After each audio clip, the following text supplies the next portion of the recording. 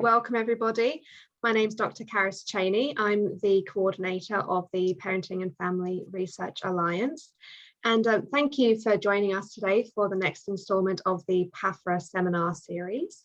So I'd first like to acknowledge the traditional owners of the various lands on which we're meeting today and pay my respects to their elders past, present and emerging. So I'm very pleased to introduce to you our presenter for today, PAFRA member, Professor Sophie Havighurst. Sophie is a child clinical psychologist at Mindful in the Department of Psychiatry at the University of Melbourne. She completed her degree in clinical psychology in 1998 at the University of Canterbury, New Zealand, before moving to Australia to complete a PhD at the University of Melbourne. This provided her with the theoretical, methodological, and practical foundations for tuning into kids, which is an emotion-focused, evidence-based parenting program. Since then, Sophie has been involved in many research trials with her colleagues to evaluate the program across community and clinical contexts and in different countries around the world. She is currently the leader of the Tuning Into Kids Research and Dissemination program and is an author of that important parenting program as well. So today, Sophie is going to be presenting to us her seminar entitled Evaluating and Disseminating an Emotion-Focused Parenting Program, Tuning Into Kids. The seminar will be recorded today and it will be available on the PAFRA website. And we are going to have some time for questions and answers at the end of Sophie's presentation. So please do feel free to pop your questions into the Q&A box as we go. So now, Sophie, I'll hand it over to you if you'd like to start sharing your presentation and take it away. Okay. All right. Thank you, Caris. Thank you for having me along to this PAFRA series and presenting on the Tuning Into Kids parenting program. I can't see you all out there, but I welcome you. And I first of all want to just begin by acknowledging the traditional owners of the land on which I sit, which is in just out of Woodend, the Djajawarang people, and I want to acknowledge the elders past, present and emerging, and also pay my respects to any First Nations people joining us today. Okay, so what I'm going to do today, I'm going to tell you about the Tuning Into Kids program, and there's a few things I'm going to cover. I'm going to tell you a little bit about the development of the program, and I'm going to tell you a little bit about the theory and a bit about the, I'm going to spend a bit of time explaining a bit about the program, giving you a good idea and understanding of the program. Then I'm going to spend some time talking about the research and the ways that we've evaluated the Tuning Into Kids program. And then I'm going to go in and talk a little bit about the dissemination, how we've actually begun to take the program out for professionals to use the program to disseminate it in Australia and overseas. And I also want to acknowledge that this is a program that I first developed with Anne, Harley and I both came back together back in 1999 to develop this work, and we've been working on this together for 22 years ever since. So I want to acknowledge Anne and also other co-authors, especially Christiana Kehoe. You can see Anne and Christiane here in this photograph with me here, as well as Catherine Wilson, who's been involved in developing the dad's version of the program. And Christiane's been involved in the teens program, the toddlers program, and the whole school approach with the work. Also acknowledging the research team and the people in the dissemination team and those who've supported us in the Tuning Into Kids over many, many years. All right, so I'm going to begin today giving you a bit of a sense of how one size does not fit all. And when we think about parenting and we think about evidence-based parenting programs, we want to think a little bit about how one approach might work for one family, one approach might not work for another. So we need this variety, and this is because of the differences in our own personalities and in the values we hold, in the culture and the context that we live. So one of the really important things about PAFRA right now is, as an organisation, we are coming together with a whole diverse range of parenting approaches, parenting programs being represented, but a common theme being that we're all very interested in having evidence-based programs be disseminated widely. So I come here today to talk to you a little bit about this program that Anne and I developed, which is an emotion-focused program. And I want to tell you a bit about this and where this all began, because it was a bit of a bright idea that Anne and I both had become very interested in some work by John Gottman, Lynn Fainslieber, Katz, and Carolyn Hooven that emerged in the 1990s, which started to really talk about how the way parents responded to emotions in children was really important in shaping children's emotional competence, their regulation skills, their social skills, their behaviour, and their immune functioning and their health and well-being. And Anne and I, me coming from New Zealand, having worked as a clinical psychologist, and Anne as a parent educator, we had both come across this work and had very much that light bulb moment of going, this is a theory, an idea that needs to be represented in the parenting program. So we also were really interested in having this idea that emotions are really central for communicating and connecting. And we need to see these as a central part of helping children to learn about what they're experiencing emotionally, to use that as an important lens through which they move in life. And this evolutionary function of emotions is really important. And so we were drawing on this, and we were drawing on the relationship, the attachment relationship, and how that was very important for shaping children's emotional development. And we've also drawn in other theories that have been about more the neurobiology, what's going on in children's brains when they're emotional, and also in parents' brains. And we're also integrating ideas around mindfulness and ways of kind of sitting with emotions with children to help them to learn to understand and develop cognitive awareness of what's being felt. So this is kind of giving you a bit of a background of what we wanted to do. We wanted to put these ideas together into a parenting program. So Anne and I began doing this a long time ago and established over many years this Tuning Into Kids program, which is an evidence-based program that is for parents, it's for carers, and it may also be used for teachers, especially where a carer or person in a caring role has to help a child in understanding, guiding them around emotional experiences and behaviour. And in doing so, this builds a more connected, close relationship.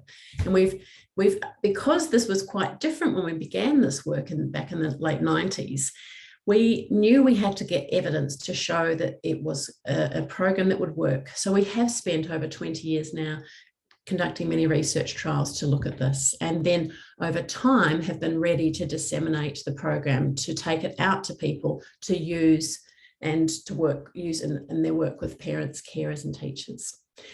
So I'm just going to tell you a little about what this idea is all about. So theoretically, the whole idea is that children's emotional competence is our focus. And this is really formed a lot. It's contributed by child's temperament, their biology, their cognition, language skills. So some of it is coming from within the child.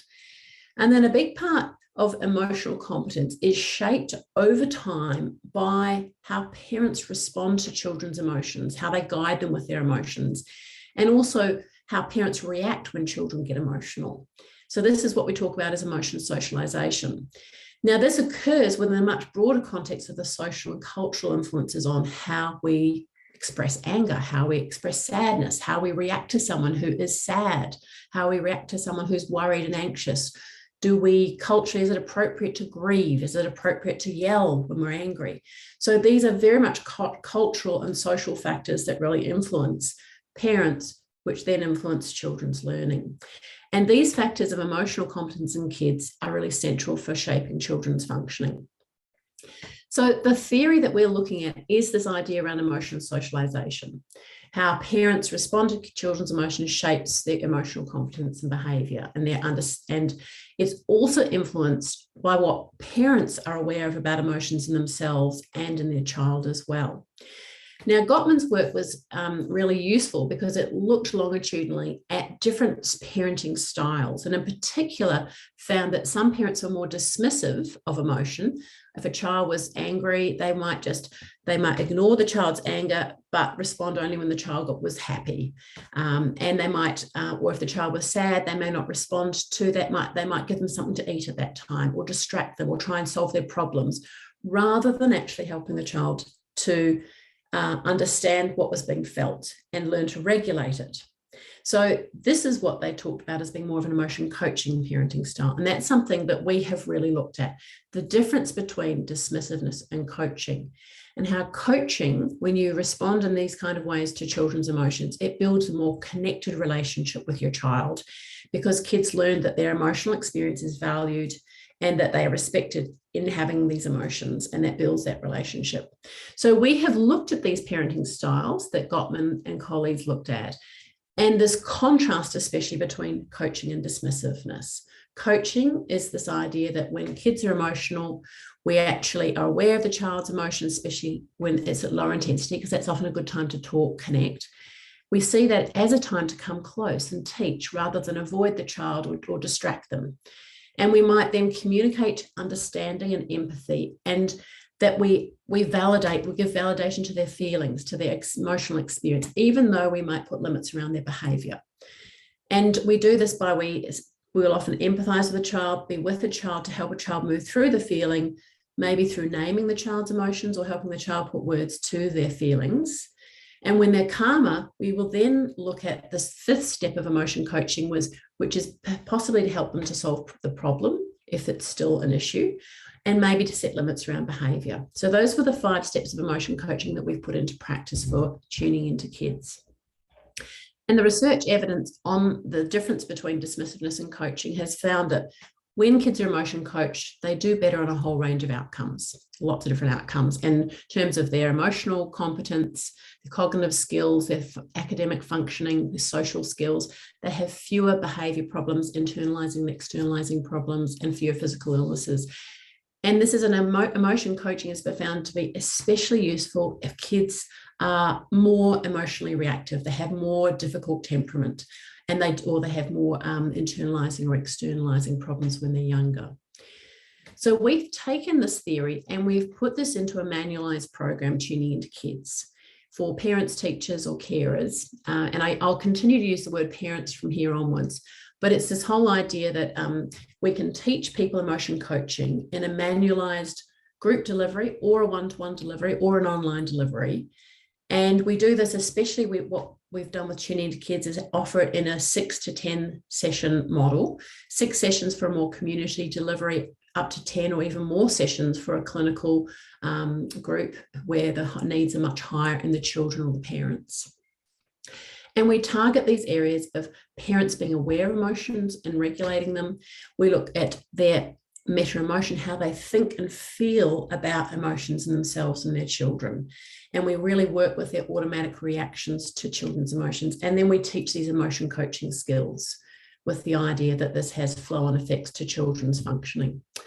So in a theoretical scheme, this is the way we work. Our blue box here is tuning into kids. We target these 3 yellow boxes: parent meta-emotion, parent emotion awareness and regulation, and parents' automatic reactions and the general family climate of the home, and these emotion coaching skills. That's the way that we work to affect children's outcomes. So one of the ways we do this in the program is, the main thing is we do this thing where we contrast coaching and dismissiveness. And I'm just briefly going to tell you a little bit about this by using a bit of a case example of how we contrast coaching and dismissiveness.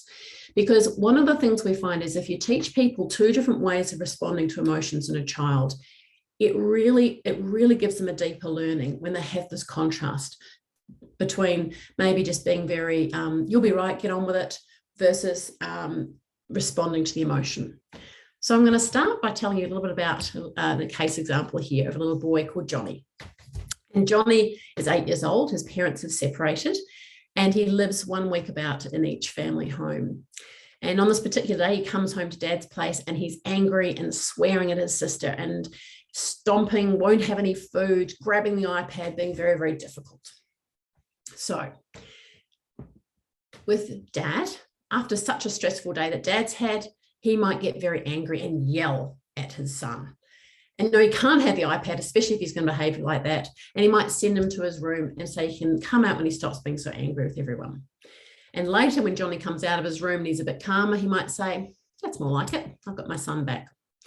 So What we're talking about here is a dad who hasn't necessarily focused on the emotion at all. He's just said to the kid, you go to your room until you can be not angry anymore. So when a parent is dismissive of the child's emotions in the situation, the child's experience is, what I'm feeling is not right. I shouldn't feel this. And I'm not worthy of connection when I feel uncomfortable, emotions like anger. So a child is not learning to understand what this emotional experience is and learn to regulate it, and then to problem solve based on listening to those emotional experiences. This is also more likely to generate a more resentful reaction or guilt or shame. And a child might use strategies to regulate emotions which are more about either suppression or locking everything down, or become very overreactive. So we look at this, what dismissiveness looks like, and then we also look at what the difference is with coaching. So coaching, instead, where you've got moved toward the child at that time and toward the child's emotion at that time as well. And we teach these 5 steps of emotion coaching that I was outlining before, that Gottman has outlined. And one of the things that we want parents to learn is that we want them to look at how you can use emotion coaching to look at what we call emotions that underlie behavior. And we use this lovely analogy of Freud's of the iceberg, where we see on the surface an irritable, reactive, difficult, angry child, but there's a whole lot under the surface. And emotion coaching allows you to look at what's underneath. What are the feelings that are driving the anger and the difficult behavior? So that's one of the main premises we do when we teach emotion coaching. We also look at, and we used Dan Siegel's hand model of the brain, because one of the things that often goes wrong with the 5 steps of emotion coaching is people try to go through, okay, notice, connect, I've got to empathize, and then I've got to name the emotions, then I've got to solve the problem and limit set with my child. That's great, but what often happens is when a child's emotion is still high and very aroused, and you go to that 5th step, it leads to the child becoming much more reactive, much more explosive, or shutting down. So what we try and teach is with this idea around the hand model, where when you are calm, you've got access to your frontal lobes, you can think clearly. When you're very, very aroused, you flipped your lid, you actually have very little thinking, rational thought, and good regulation. So we don't want to use the 5th step of emotion coaching until that lid has come down. So if the lid is down, then you could use all 5 steps of emotion coaching and talk through that experience. But if the lid is flipped, then we encourage parents to use less talk, to try and zip it up, to use empathy, to connect and to be close, to state the limit maybe once, but not to keep on going on about the limits or solving the problem. So we try and help them to be much more quiet with the child, close, but not trying to tell a child what to do at that time. And then use the 5 steps of emotion coaching once that child has calmed. And that is one of the key things that we try and shape with parents across a parenting program with tuning into kids. So then when the child receives that emotion coaching, we all feel emotions, and it's useful to recognize them in ourselves as well as others. This is what the child is learning. I'm not alone. I'm loved, accepted, supported, valued, cared about, understood, trustworthy, and respected, even though I've got all these really difficult feelings going on inside, and that I can solve problems, and that feelings are acceptable and normal. So, and also the idea that feelings will pass is really important. And this is what contributes to children learning to develop a competence with emotions. So if we go back to our example with little Johnny, this is where, in that same interaction, instead of dad just going off to your room, whatever, dad might instead go take a couple of big deep breaths, because a lot of it is managing your own reactions as a parent. Muesli bar, come on, let's go outside and kick the soccer ball.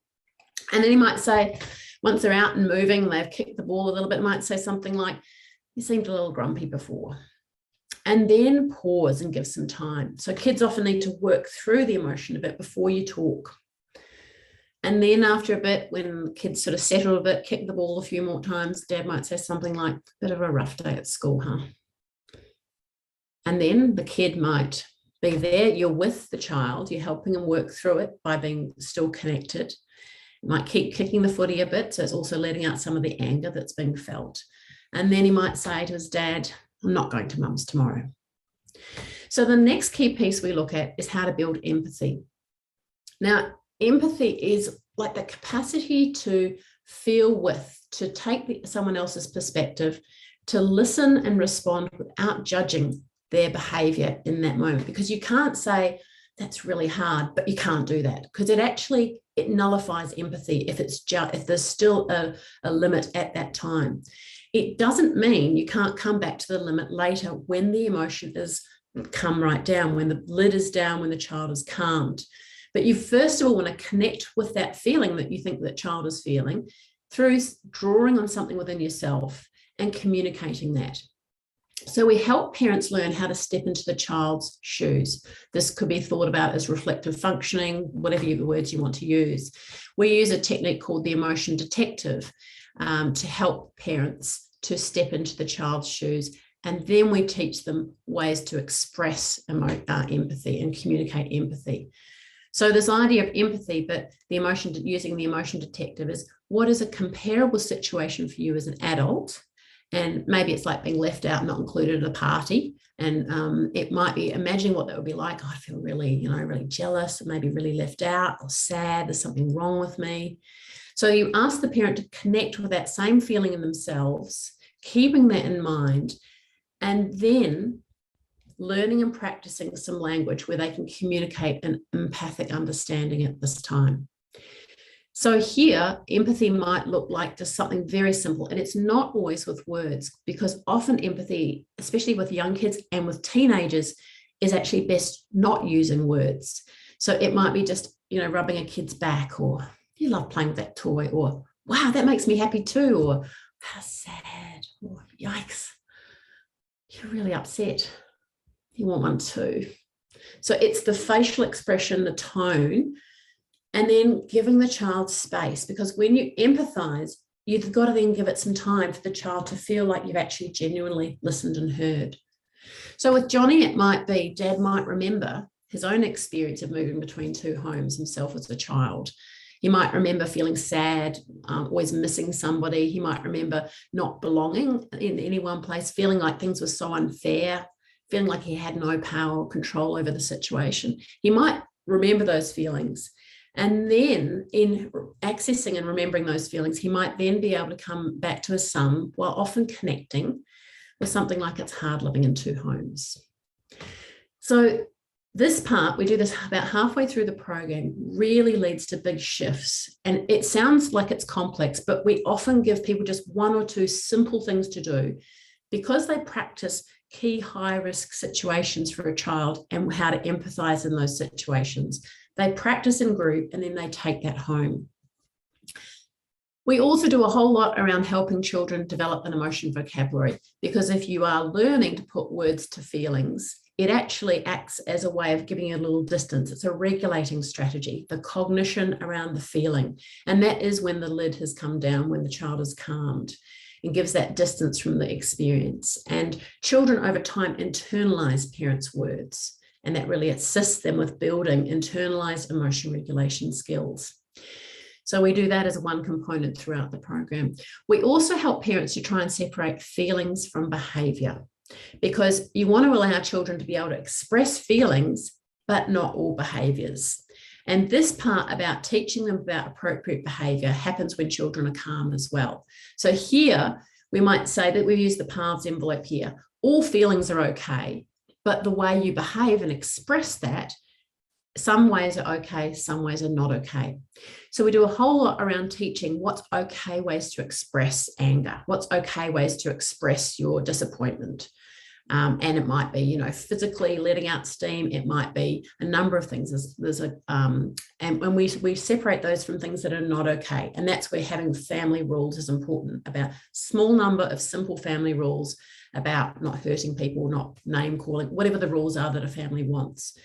And then we're teaching kids ways that they can express anger or also other emotions. And we do quite a bit around skills that parents can teach their children around emotions.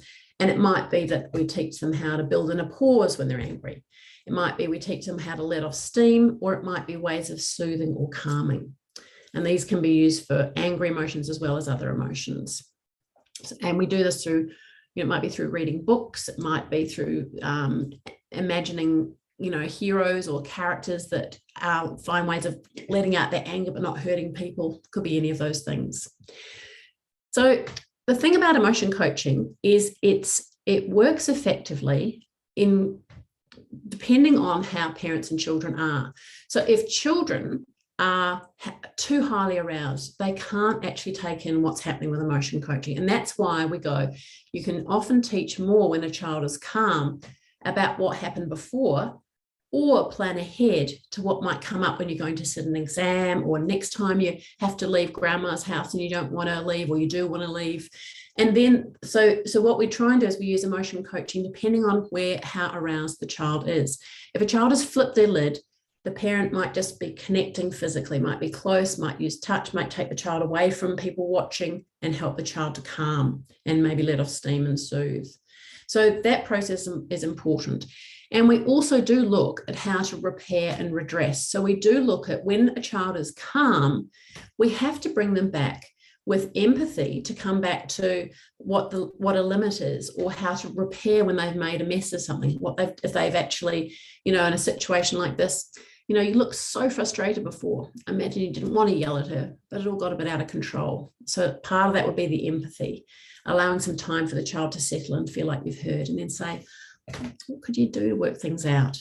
So we do use that process of brainstorming and working that through, and then supporting children to do that, still helping them to face difficult things, repair, but doing that with empathy for the feelings that are often there when they've made mistakes or not dealt with things well. So coming back to Johnny, it might be when Dad's been able to empathise and validate Johnny's feelings, and Johnny's calmer, Dad might say, I wonder if there's anything that's a bit hard right now about going to Mum's. And that might open up a conversation, or it might not. They might just keep kicking the footy for a while.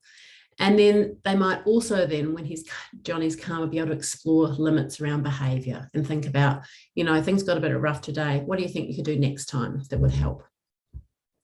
So that's partly about the child's level of arousal and what steps of emotion coaching you can use. But it's also about the parent. A huge part is about the parent. So when parents are angry and stressed and rushing, emotion coaching is less effective. So we do a lot around teaching parents how to stop them from flipping their lid, and how to, if they're very emotionally activated in the moment, they need to build in a pause through getting a little bit of space. It might be breathing slowly. It might be having a sip of water to cool them, going to the toilet, stepping out. Anything that they can do that doesn't involve cognitive strategies, especially, to actually give them a moment so that they don't go straight to an automatic reaction. So I'm just going to click on from one of my. So one of the things that we really do look at is we look at how parents' family of origin contributes to their reactions, and we look at their automatic reactions. And this is a really important part right throughout the program, because if you understand your own experience of how people dealt with anger, you're more likely to be able to develop insight and then learn skills to counter what automatically comes out of your mouth in those emotional moments. And we do that through their emotional awareness for parents, helping parents to learn those emotional regulation skills and to engage in more self-care. So, typical things for regulating parents would be when parents have strong emotions, they try and build in a pause, counting to 10, breathing slowly. How can they find ways of letting off steam and calming? And what do they do for self-care? So a big theme throughout the program is it's very hard to be a good emotion coach if you aren't also looking after your own emotional well-being. So activities that you can engage in to reduce arousal, things that feed the soul, might be physical exercise, it might be just going for a walk, it might be just sitting down for a cup of tea rather than always being on the rush the whole time. It might be with people, or it might be by yourself. Varies as to what people like to do for self-care. And then we also obviously talk a bit about some of the things that might not be so useful, as well as barriers. So with Johnny's dad, we would look at how was anger expressed in his family of origin, and how does he express anger now, and what could he do to build in a pause, and what can he do to also let off steam and calm, as well as what things will be good self-care. So that's the sort of things that we do, taking this dad and this boy through the program. So I'm going to turn now to telling you a little bit about the research evidence behind the program. So as I said, we've been working on this for over 20 years now and conducted many randomised controlled trials in Australia and now in different countries around the world. With some that we've led, some that we've been involved in, some that are independent from other people. And we've looked at we've got a toddlers version of the program, it's a preschool, primary school age, a teens program, a version especially for dads. One of my students, Christina Ambrosi in University of South Australia, is just finishing a randomised control, or she's actually ended up being a pilot RCT with tuning into kids together for both parents coming along to the program. So we've got different versions of the program for different populations. So these are just some of the research trials that we've been involved in across time, the toddlers, the preschool, school age and teens programs. And look, I guess I'm not going to go into any of these. I'll touch on a few of these in just a moment, but some of the main themes that we see is people do struggle to learn emotion coaching. But we typically see people become less emotionally dismissive. That's a very common and key outcome. Although interestingly, one of the trials I've just done in Norway, people didn't reduce in dismissiveness, but they did increase in coaching. And that may be because the measures of dismissiveness, Norwegians are much more contained with their reactions with kids.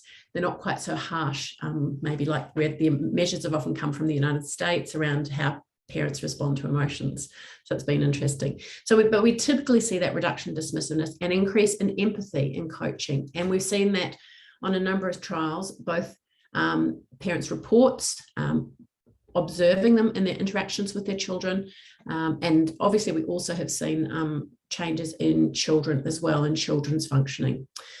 Parenting, helping parents to understand and regulate emotions and get better at their own emotional well-being, that is a harder part. Even though it's probably a 50% of the program, in some ways is about helping parents to be more aware of emotions in themselves and more regulating of emotions. But we do also see that people will say that, and we get reports that it improves the family climate. And in fact, our dad's trial, what was really interesting is when we had a randomised control trial of our dad's program, which was a 7-session version of the program. In that trial, their partners, mothers or partners, reported that the mother or partner became less dismissive of emotions and improved in their mental health, even though they weren't part of the program. So that's the thing, if you increase one parent to be using this more, it actually often takes off weight from another parent as well, or helps them to teach and learn the skills as well. So with a number of trials, we started our first randomised control trial where we did look at all these sort of observational outcomes, which many of you who do research trials will know how hugely time consuming it is to do this kind of work, where you observe parent-child interactions before and then after you've done the intervention. But we did, in that first trial, we published in 2010, Journal of Child Psychology and Psychiatry, where we did see really important outcomes in emotion coaching, observing that in parents and their use of language around emotions, their exploring emotions with their children changed. And we've also done a trial of the program comparing tuning into kids with triple P with control, when children also were getting a child social emotional program as well. So we had a 3-arm trial. It was for kids with emerging conduct problems through some of you will know the CASIA, which is a sort of early schools program for kids with emerging conduct problems. And interestingly, in that trial, on the outcomes of behaviour from parent report, from teacher report, and from child assessment, there were no differences between tuning into kids and triple P in terms of behaviour outcomes.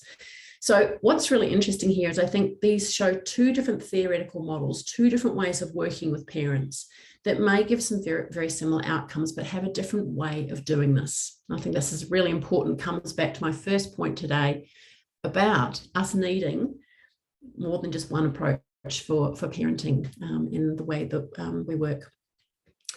As I mentioned, this is the DADS program, which has been really useful. That is a program that needed to be stretched over a longer period of time.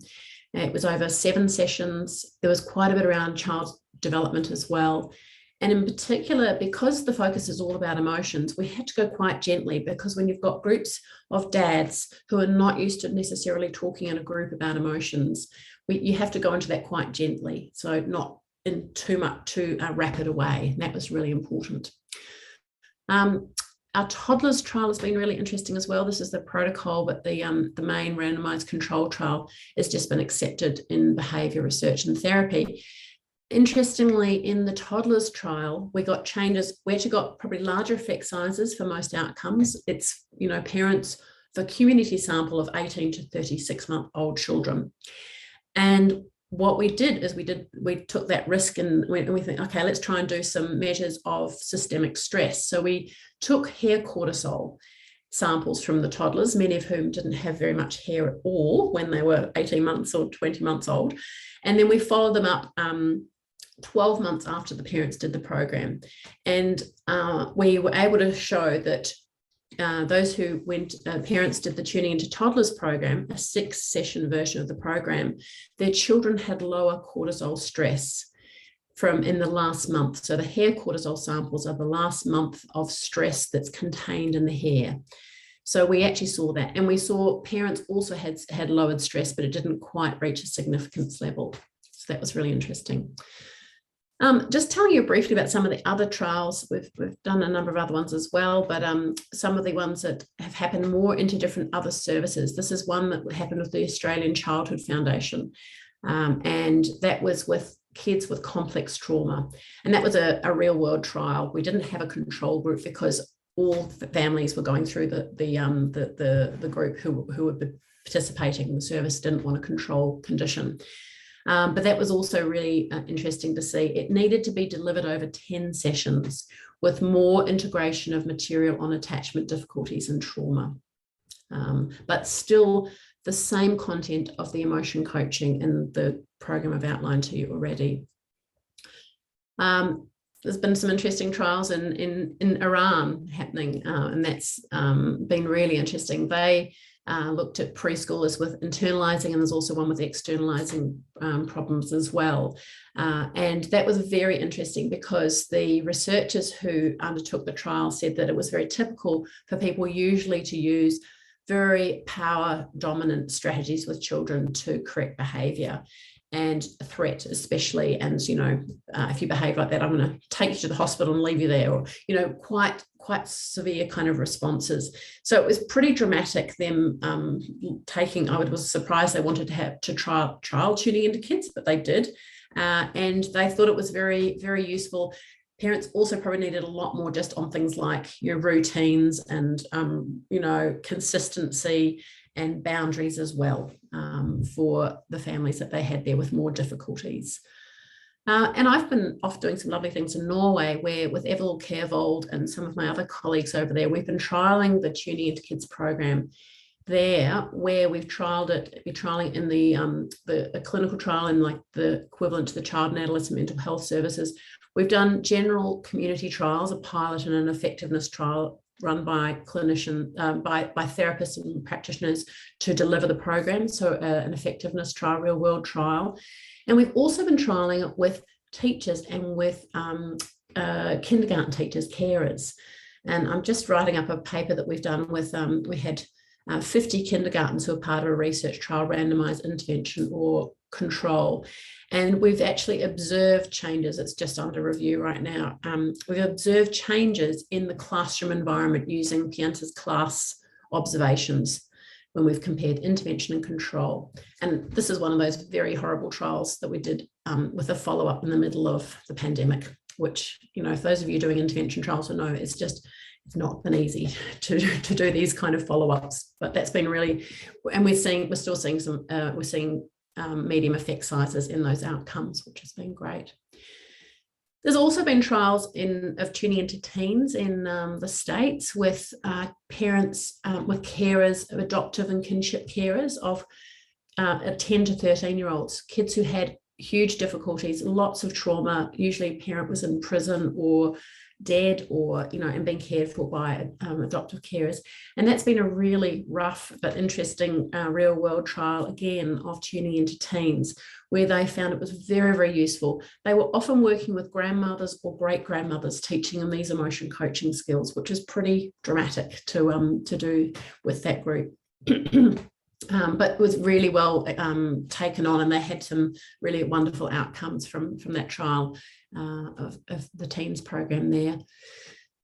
In addition to sort of the more research trials, there's been lots of evaluations happening of the program, the kids and the teens programs in different community organisations. And some of them we've known about, some of them have been completely independent. But because we're now training a lot of professionals and a lot of services to use the Tuning Into Kids or Tuning Into Teens program, they deliver in their service and then they're evaluating it over time. So that's been really interesting to see that. And very well adopted. We did a collaboration with the Victorian Aboriginal Childhood, Victorian Aboriginal Childhood Foundation. Sorry, I'm having a mental block on the exact acronym, where we actually created video material of all of the parent-child interaction work that's used in the program. And that's been lovely to see them using it at the Kuri Kids program. And then the materials are being used in lots of different Indigenous communities who have taken that material and found a way of adapting the program in the way that works for them. And this is, I think, one of the really important things, that when you come to dissemination of a program, the program goes out and services, organisations, different cultural groups will take a program and they need to be able to adapt it. And they need to be able to ideally evaluate it, which is often what we've done as program developers and disseminators to support organisations to evaluate their programs, like some of these different services. And so we've now trained maybe over 10,000 people, professionals, to use the program in lots of different countries. And in the DADS program, as well as the kids and the teens program. The Toddlers will release, we're just waiting for the published RCTs. And obviously the online delivery of training has been a phenomenal experience for us, because we've almost doubled our training numbers each year, because everyone joins in the same way you are right now, from all over the world into a screen onto a Zoom training. And that's been really interesting. And it's allowed us more capacity to start then supporting with lots of supervision and implementation support, which is the next step when you take a program, how to actually provide that support for organisations. We've also found that we weren't able to do a lot of the dissemination from Australia and from University of Melbourne, because the model of the way universities work doesn't really allow that so easily.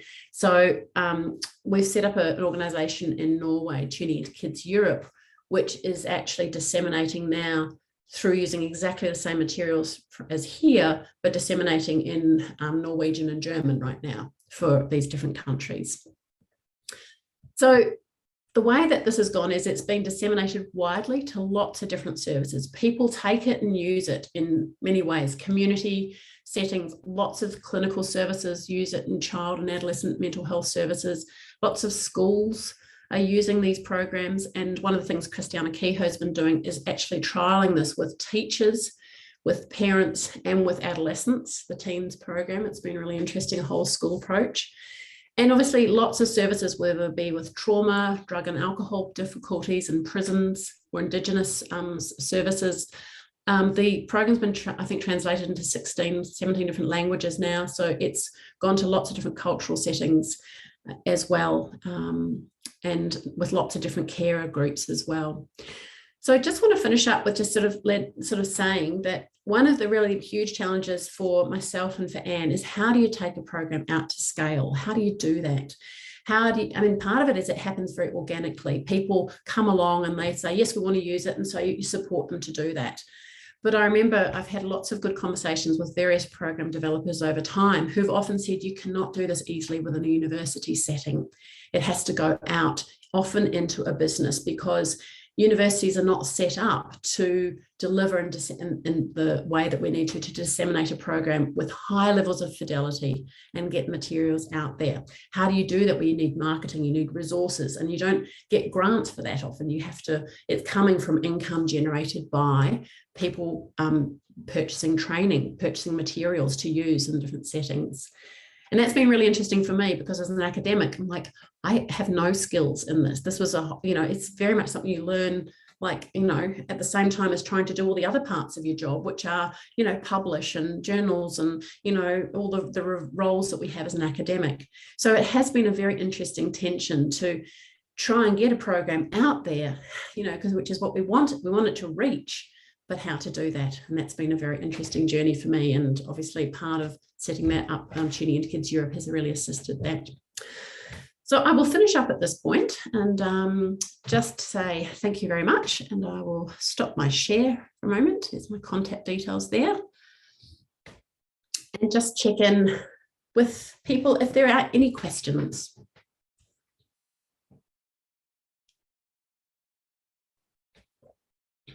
Thanks, Karen.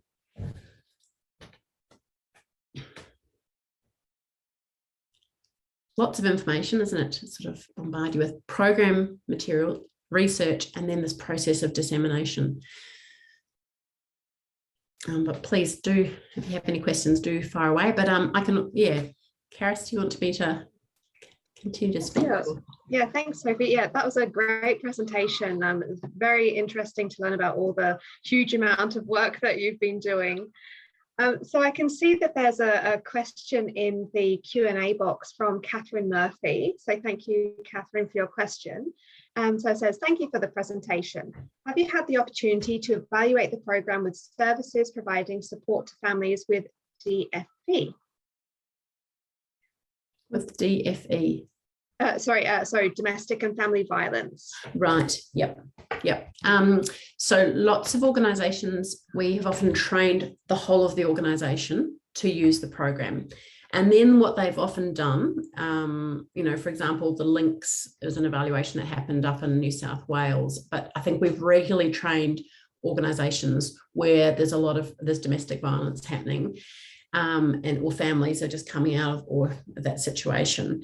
And they've often integrated the program with other material, a bit like what Australian Childhood Foundation did, integrating more on the effects of trauma and violence, and as well as doing a big chunk on emotion regulation for parents. Lynn Faines-Leber-Katz, one of Gottman's group, she actually developed a version of emotion coaching for women coming out of domestic violent relationships. She spent the first 6 sessions of a 12-session delivery just focusing on their own trauma, their own emotional awareness, their own emotional regulation, before going on to then look at the emotion coaching of their children to help them to work through the trauma, violence and experiences that had happened to their children, and hold the feelings, because it's very hard to do that in your child when you're also overwhelmed by guilt and maybe feeling also still scared and still in that fight flight response yourself. So that's been very important part of that. So yes, the answer being there's been a lot of really lovely feedback we've had over time that it's worked very well in integrating it with other aspects of working with families like that. Yeah. Okay. Roxana, do you want to call out your question? I've got a raised hand from you. Can you, or do you have to do it through chat? I can, I think, allow Roxana to talk. Yes, there we are. Hi, Roxana. Yeah. Hi, how are you? Yeah, thanks for your presentation. Can you hear me? Yes, I think. Mm-hmm. Thanks for your presentation. It was very interesting for me. I'm also conducting an evaluation, so I was here more because if I wanted to hear about the evaluation, so I checked the papers. I think my question, so it is a question, so I want to know if you have considered this, but I just phrase it as sort of like a comment. So like, I am thinking in the side of parents, so how you have done work with them, so to control the emotions and to learn, so for parents to learn how to control their emotions. What I'm thinking sort of when there is a culturally and linguistically diverse, and I'm thinking in the example of Iran that you put, and also because I have so I'm originally from Mexico, right? So I have that background.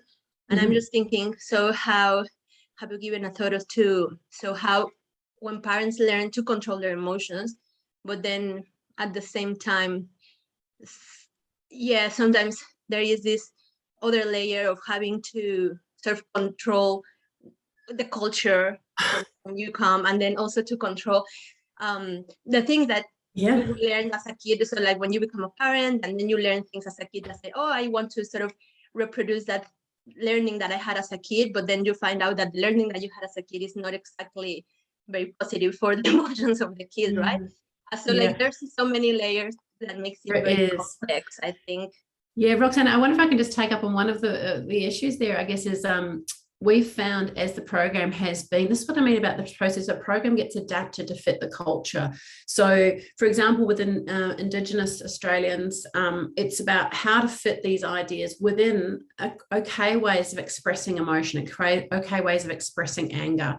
When we've had one of the trials that's happened in Turkey, for example, they talked about how when the parents were learning these skills, they were going back and saying, well, now my own mother is telling me, what am I doing? Pandering to my child, letting my child away with this, letting them get emotional, letting them get reactive. So there was a conflict between one generation and the previous generation in that culture, even though that they were saying that we are in Turkey in a time of cultural change. And I think this is, again, there's been a number of trials in Hong Kong where it's not necessarily what people are not going to express anger. I'm really angry with you. It's not okay to do that. That still wouldn't be a culturally acceptable way of expressing anger.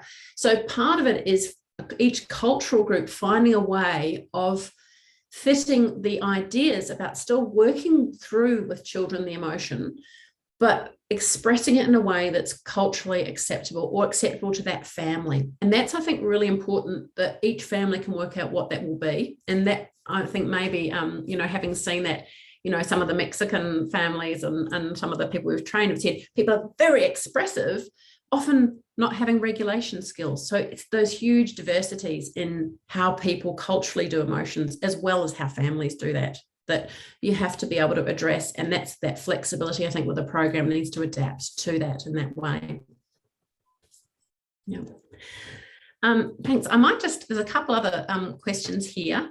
All right. Just quickly looking in the chat here.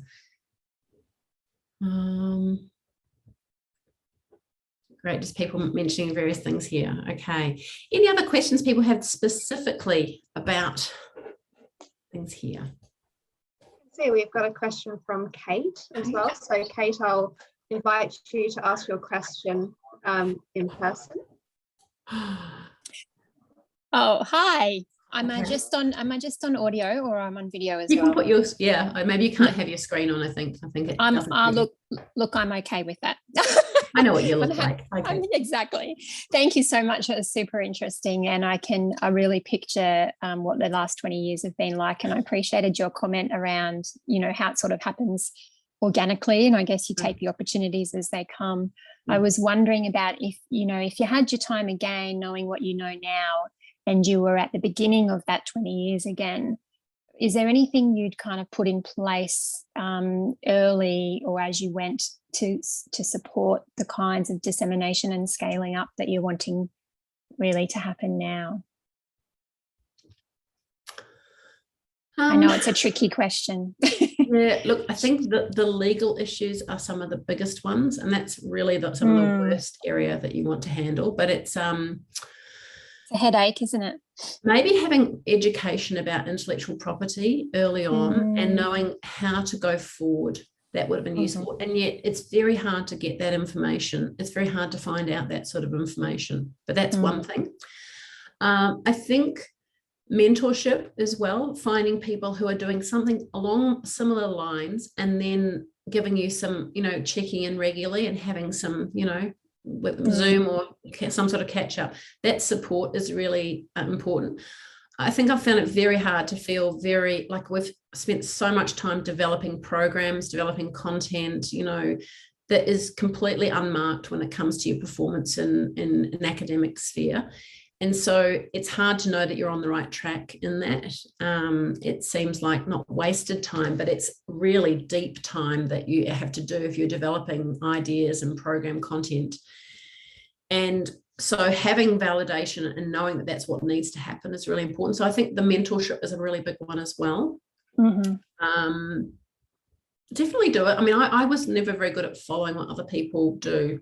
I think it's one of my characteristics. So I always wanted to do so maybe it's also a personality or a temperament thing. If you feel like you can stand up and try something new and stick your neck out there, because you do stick your neck out there a lot and get criticized quite a lot.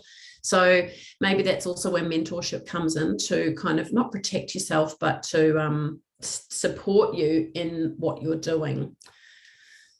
Thank you. That's really helpful. Okay. Thanks, Kate. I have one more question. I think we've got time for one or two more questions if anyone else has anything they'd like to ask Sophie. But I suppose I'm interested to know, Sophie, what do you see as, like, if you had no constraints of time and money, what would you like to ideally see in the future for tuning into kids or for your work in general? I'd like to have the resources to be able to make it available widely, and that requires a lot more people power, as well as you know, to a certain extent monetary, you know, money as well, to be able to do that. But part of it is actually how to get something out there, and that's probably maybe not need another 20 years of my life and 20 more hours in the day as well, because it ends up being very hard to do that. So it's probably a resources issue and a time issue in order for it to be accessible.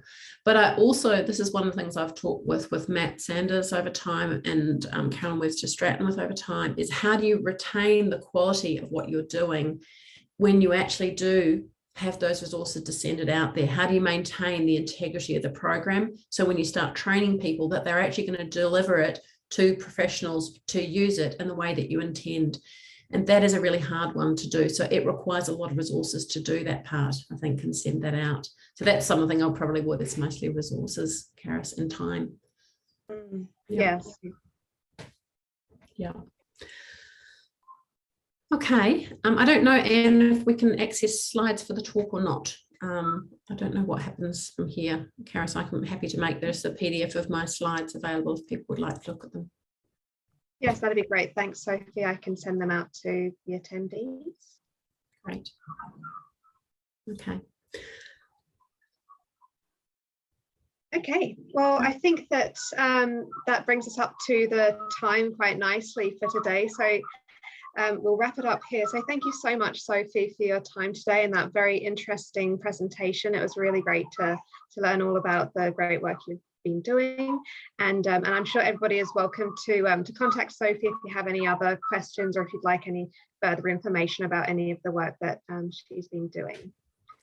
So that'll be it for today. So thank you all very much. And as I said earlier, the recording for today will be up on the PAFRA website, and I'll be sending out the link in the next few days, so you can access this recording and send it out to your networks and whoever might be interested.